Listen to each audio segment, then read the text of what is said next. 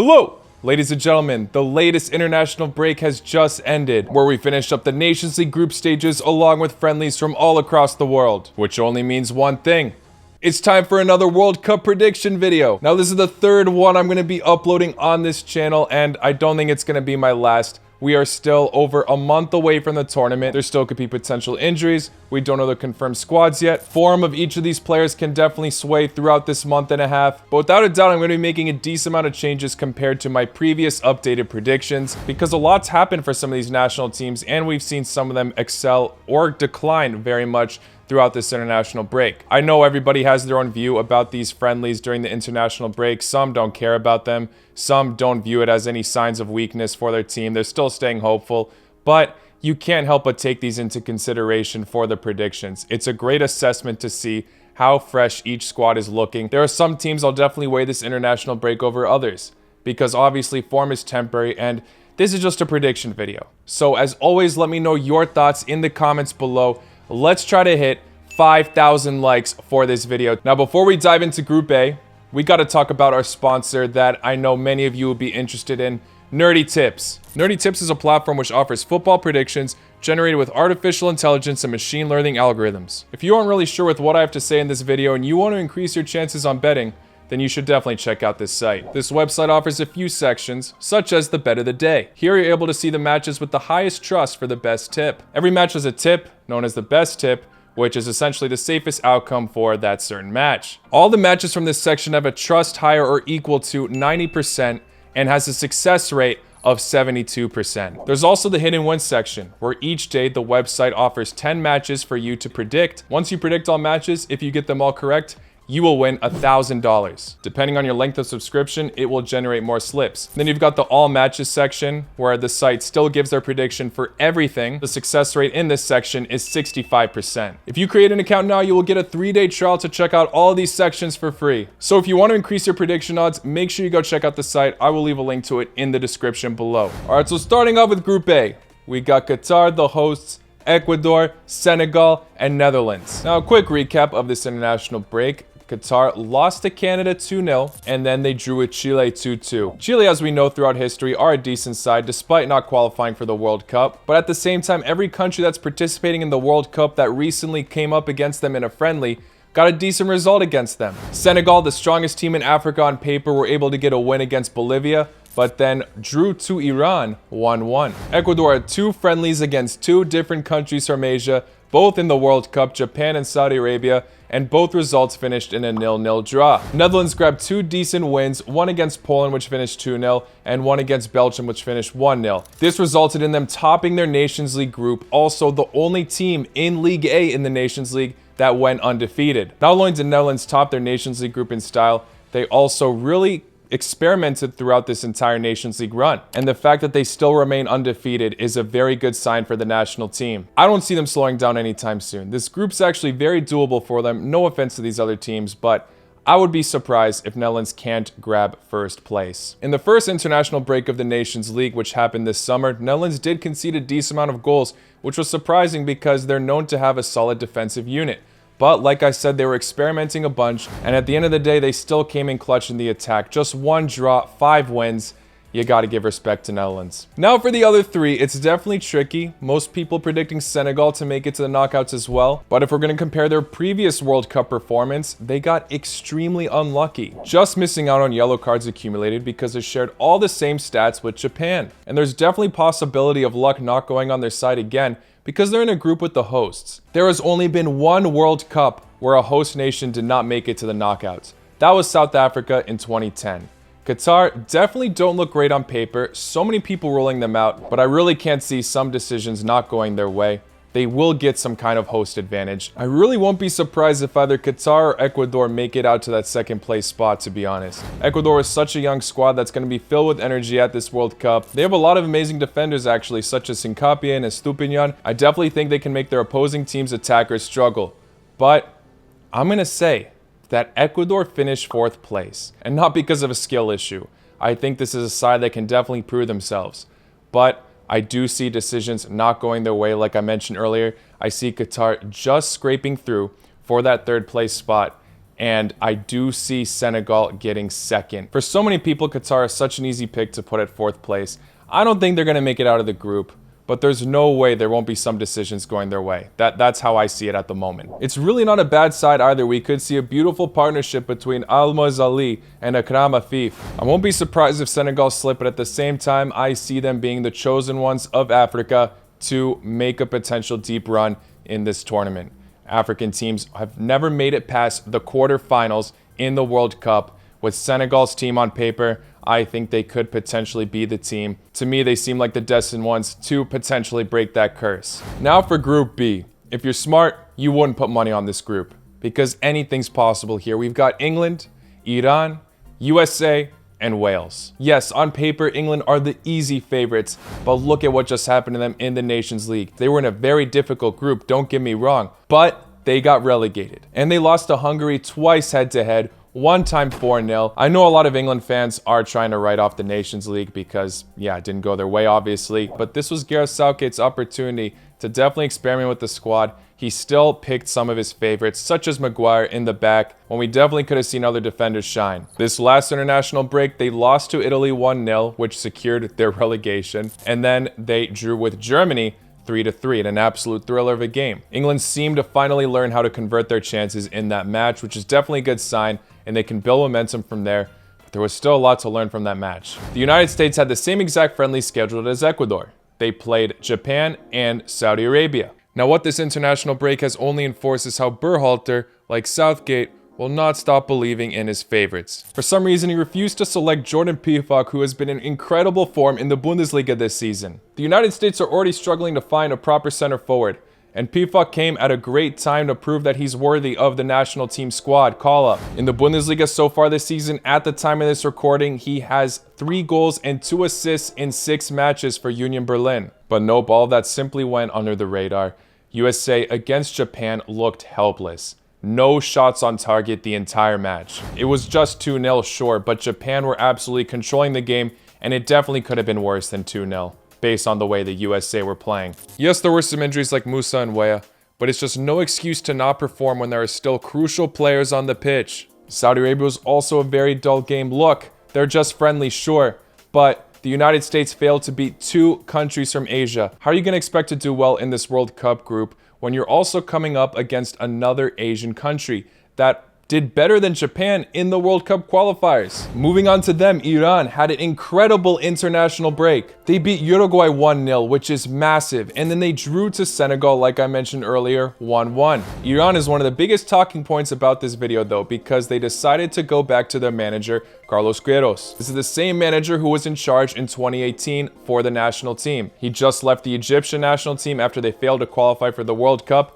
And now Iran's probably blessed that Egypt did not qualify, because Carlos Queiroz has a phenomenal relationship with the Iran national team. Despite Iran getting knocked out in 2018 in the group stages, they still were one of the most exciting teams in that stage of the tournament. They really almost squeezed out of a group with Spain, Portugal, and Morocco. They were just 1 point behind Portugal at the end. I feel bad for my Balkan brother Dragan Skocic, but I think it was the right decision for Iran to go back to Carlos Queiroz if there was the opportunity to. He already has such a great relationship with the national team. Things kind of seemed like they were falling apart on the Dragan Skocic around the last international break. With Carlos Queiroz back on this international break, they are looking more positive, and it seems like there's a whole new belief for the national team amongst the fans and players. And of course, we can't forget about Wales as well. It's a bit hard to judge them though, as they were in a very difficult group in the Nations League where they lost nearly every match, but they still put off decent fights against these strong national teams. This World Cup group should definitely be more doable for them, so they can definitely put off a great fight against all 3 of these teams. Brennan Johnson's looking electric. You still got the veteran Gareth Bale, who wants to make a statement in his first and last World Cup. We've seen how massive Hennessy can be in matches. Yeah, like I said, it's definitely not a good idea to gamble on this group because literally anything's possible in this. With Iran's great international break though, and them being hopeful with Carlos Queiroz back, I could see them squeezing out of this group. I had that in my first prediction. I knocked it off on my second one, but I'm going to go back to thinking that. I'm going to say first is England still, second Iran, third Wales, and fourth the United States of America. It pains me to say that, but unfortunately I just don't believe in Greg Berhalter. He has a terrible away record. All these matches are obviously being played away. Of course, I hope I'm wrong on this. Say what you want about those friendly matches, but I don't have hope in the United States at the moment. And yeah, I still think England are going to top the group despite their terrible form. Their group in the Nations League was a lot tougher than this group. Yes, those Hungary losses were inexcusable, but at the same time, Hungary is an extremely underrated nation in Europe. Now for Group C, we've got Argentina, Saudi Arabia, Mexico, and Poland. I went into a lot of detail in the other groups. I'll try to be a bit quicker on this one. Argentina, I definitely think, are going to be first. Similar to England, if they don't get first place, that's just an embarrassment. They have been in outstanding form. They haven't lost a match in ages. Their recent friendlies have been against weaker teams like Jamaica and Honduras. Argentina, a lot of problems in the last World Cup, as we all know. But both their goalkeeper and defensive department is looking a lot sharper now. Their attack, strong as ever, as always. Their midfield at the moment is very underrated too. Argentina at the moment are an upward trend. I don't know how far they'll make it into the knockouts, but group stage should be no problem for them. Those other three though, Saudi Arabia picked up 2 0-0 draws in these friendlies. Mexico got a narrow win against Peru, but then lost to Colombia 3-2. And Poland had to face 2 tough teams in the Nations League, Belgium and Netherlands. They lost both matches, but they didn't get absolutely destroyed per se. Poland with terrible history in the recent international tournaments, but I think a lot of fans and even the players are more hopeful under the new manager, Michnovic. It looks like they're playing with a lot more identity on the pitch than previous years. And Mexico fans seem very unhopeful for their national team. This is the worst they've been in a very long time. They obviously have that World Cup history of always making it past the groups, but I don't know about this one. With Tata Martino in charge, they're cutting way too many of these matches close. And with this new Polish identity on the pitch, I could see Poland grabbing second over Mexico. They get third. Saudi Arabia, I'm putting at fourth. I don't think they have that proper goal-scoring threat against these teams. We just saw it in this international break, for example. So, yeah, my opinion on Saudi Arabia is not changing. Poland, Mexico, at the beginning, I was very 50-50 about it.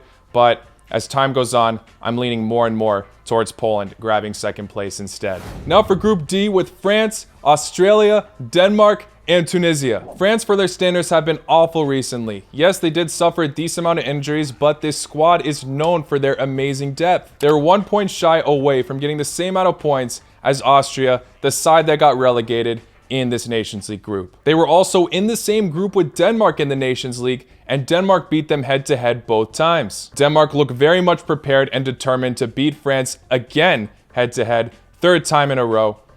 I think Denmark are going to top this group. I really do. The one team they couldn't beat in the Nations League was Croatia. That just seems to be their kryptonite at the moment. But I still think the Danish fans should be hopeful for this World Cup coming up, especially if you already beat France twice. Kasper Hjulmand has seemed to have this side on lockdown, and I think Denmark can definitely make a big statement, at least in the group stage. The side is filled with so many underrated players, as we know. They made it all the way to the semifinals in Euro 2020. They could potentially have another deep run in this World Cup. Now, last time I went for that World Cup curse of France getting knocked out. Do I really think it's going to happen again? Well, Tunisia just lost to Brazil 5-1, which obviously is not a good sign. But who hasn't lost to Brazil recently that faced them? I mean, Brazil are one of the favorites of the World Cup. Sure, France are for many still as well, but based on the recent performances and what's going on in the locker room right now, the national team does not seem as united as before. This is a very doable group for France. They should be topping it, of course, but I'm still going to go for that World Cup curse. I'm going to say Tunisia are able to squeeze out once again. Despite losing to Brazil 5-1, I think they can grab second place. France go to third, and unfortunately Australia fourth. Maybe they could be the side to get second instead. They do look like a side that's improving after not having the most convincing World Cup qualifier run, despite still qualifying, of course. But yeah, that group stage run was a bit shaky. But I'm still going to have more belief in Tunisia to be the ones to knock out France. We'll see though. Now for Group E with Spain,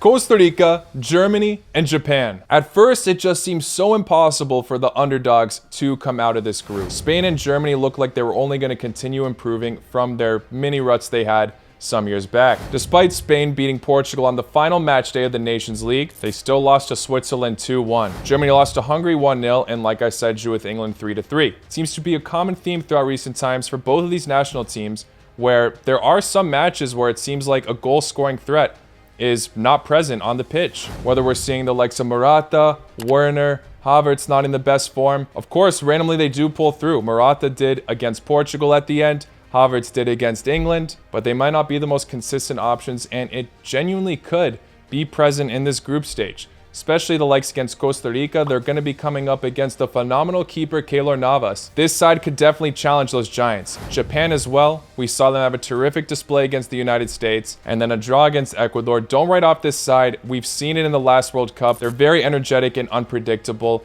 They nearly made it to the quarterfinals against Belgium with that absolute thriller of a match. Now, although you can come up with reasons to doubt both of these giants at the moment, I still think they will pull through to the next round. Costa Rica, obviously, with that 2014 fairy tale, they will be inspired, but I do see them finishing 4th place. Japan 3rd, Germany 2nd, and Spain 1st. I believe last time I had Germany in 1st place instead, but right now I do see Spain clutching it at the end. Maybe they will have one minor slip at the beginning, but they will come back, get the points at the end to top the group, at least in my opinion. It's also a bit hard to judge Germany. Some of their better back line was not present in this last international break. They were missing Rudiger against England and Ter Stegen against England and Hungary. So it could be a bold pick. I was a lot more confident in this side at the beginning. With Hansi Flick in charge, I thought that they would mean business. But after this Nations League campaign, yes, they were in a tough group. It seems like he does need more time. They could come out in a bang in this World Cup group, who knows? But at the moment, I'm more confident in Spain to be the ones to top it.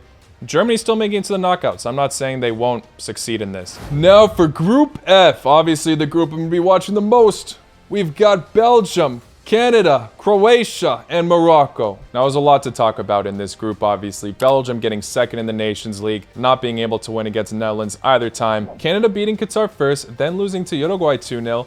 But they still put off a decent fight against these South American giants. Hrvatska were able to top their Nations League group with Denmark, France, and Austria. I didn't think they could do it. Shout out to Croatia. Amazing. And now I'm a lot more confident in this squad to do damage at the World Cup. Way more than I was earlier as well. And then Morocco, a lot's changed with this squad since we talked about them last time in the previous World Cup video. They got rid of their manager, Halil Hodzic, who did not allow one of their best players to be on the national team, Ziyech, as he had a falling out with him. Well, Halil Hodzic did recently get sacked, and in comes Regregi. This manager might not have as much experience as Halil Hodzic, but he definitely brings more unity into the national team. And you still gotta give him some credit for his success. He did just win the African Champions League. Of course, this now means Ziyech is back on the national team. Razouи is being implemented in a better way. Morocco did just have a friendly against Chile where they won 2-0 and definitely looked more dominant than them, at least in the amount of chances created. Seemed to be much more identity and spirit on the pitch. However, after that, they did draw with Paraguay 0-0.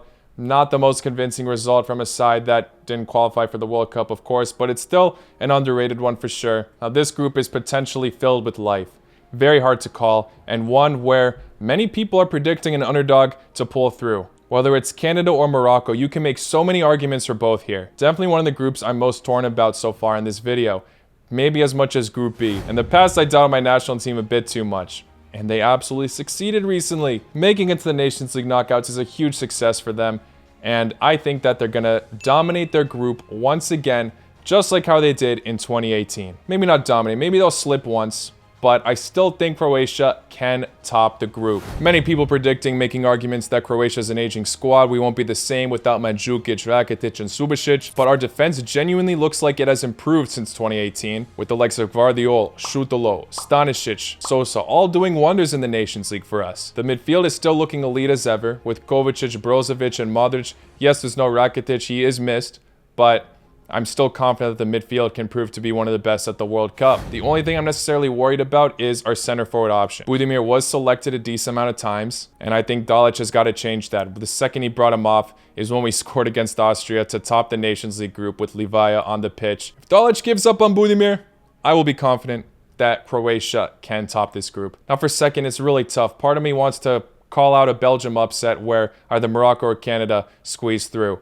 And it's definitely possible, don't get me wrong, but I can't see it. I'm sorry. Belgium's defense isn't as potent as it once was before, but they definitely have enough quality to prove themselves in matches where they look like favorites, as we've just seen it in the Nations League. Canada is such an incredible side that did wonders in the qualifiers, the country to score the most goals in 2021. But the Morocco belief and identity seems to be there as well. John Herman has done a fantastic job, don't get me wrong. Yes, Canada just got exposure this international break against other teams in the world, but still, none recently against Europe or Africa. Although Morocco and Canada are both sides I really don't want to underestimate, I'm going to have to go for Belgium second still. I think they still can pull through against the underdogs. And then Morocco at third, Canada fourth. To be brutally honest though, these are just my thoughts, and I think Morocco and Canada fans have every reason to feel confident and hopeful going into this World Cup. And now for Group G, Brazil, Serbia, Switzerland, and Cameroon. Cameroon this international break were very unconvincing. They lost to Uzbekistan 2-0. They lost to South Korea 1-0. I already had Cameroon at fourth place at the beginning, and unfortunately that's not changing. All three of these sides I think are massive contenders though to pull through. I think Brazil is the obvious favorite though for first. I'll jump straight into that. They're in an absolute hot run of form. The last time they lost was against Argentina in the Copa America final. Their attacking depth is absolutely next level. It's gotta be the best at the World Cup at the moment. They really just have a solid foundation, every single position. I cannot see Brazil bottling this. For that second place spot, who's getting it? Serbia or Switzerland? If you're not new around here, you probably already know what I'm going to say. Serbia for second place, Switzerland at third. Both of these sides in the last international break were actually pretty impressive. Switzerland beating Spain, like I mentioned earlier, also beating Czech Republic. Serbia were able to destroy the Scandinavian side, Sweden and Norway. They got promoted in their Nations League group, and rightfully so. This side is incredible at the moment. The only thing I'm worried about for Serbia is potentially their defense.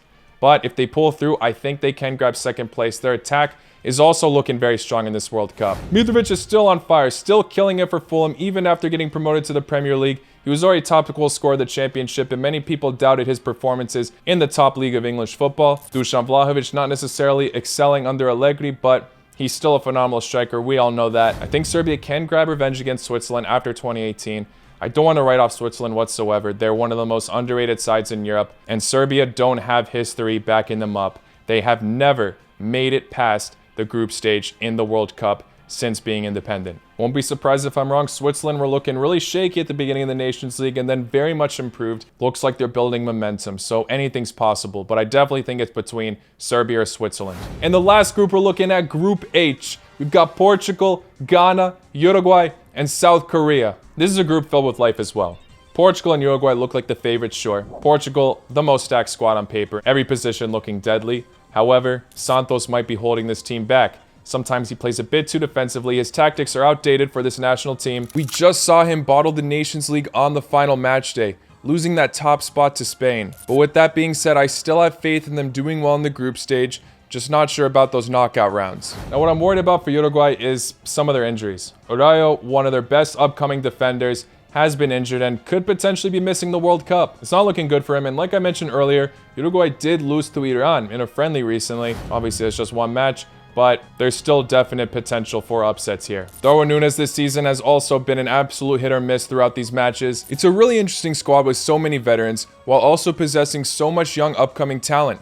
I think this World Cup will be an absolute hit or miss for them. No in between. Ghana are going to be an absolute mystery bag. They've recruited so many players to join their national team. Even with these recent friendlies, it's a bit unknown how they will do. Inaki Williams can ball out. Lamptey can come in clutch. South Korea this international break, like I said, they beat Cameroon and drew to Costa Rica 2-2 while Costa Rica had a red card. That attack from South Korea can definitely impose problems. We all know about Heung-min Son, but Hwang Hee-chan is also an underrated gem. Kim Min-jae has been fantastic this season as well. I think he can definitely come out clutch for the national team. To be honest, I think South Korea are the underdogs to bank on in terms of squeezing out of this group. We've just seen them beat an African team recently, so they can definitely beat Ghana head-to-head. And maybe we could see that Uruguay upset if this national team stays composed in the back and clinical up top. I think we're going to see some twist here in this group. I'm going back to having a potential upset. Portugal first, South Korea second, Uruguay third, and Ghana fourth. My prediction has now changed every single video for this group. I'm very undecided about it. It's a group full of life. There are two clear favorites, but both of these favorites can very much slip. Well, there you have it, guys. Those are all of my group stage predictions after this most recent international break. Like I said, it ain't over here. I will be doing one more prediction video before the World Cup begins, so make sure you stay tuned for that by subscribing to the channel. Oh, and also, I will be doing a follow-up to this video for all of the knockouts, just like before. So, this prediction's also not over. Stay tuned to see who I think will be the winners at the end and how all the knockouts work. I will be uploading that somewhat soon, so yeah, make sure you subscribe. Thank you all for making it to the end. I will be posting loads of World Cup content this month, so make sure you don't miss out. Take care. Allah Kunoch.